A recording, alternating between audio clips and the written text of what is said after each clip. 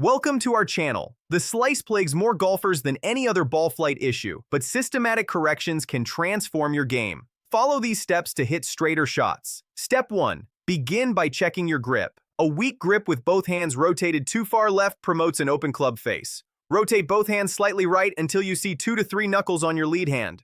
Step 2. Examine your alignment.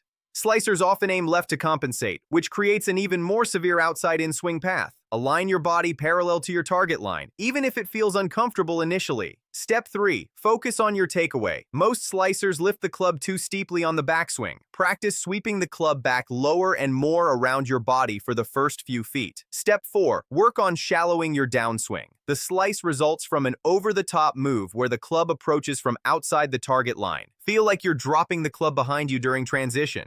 Step 5. Strengthen your release through impact. Slicers often hold the face open. Practice rotating your forearms more aggressively through the ball, feeling your trail hand cross over your lead hand. Step 6. Widen your stance slightly for more stability. A narrow stance contributes to spinning out and cutting across the ball. Step 7. Use training aids like alignment sticks or impact bags to groove an inside-out swing path with proper release. Don't forget to like this video and subscribe to our channel.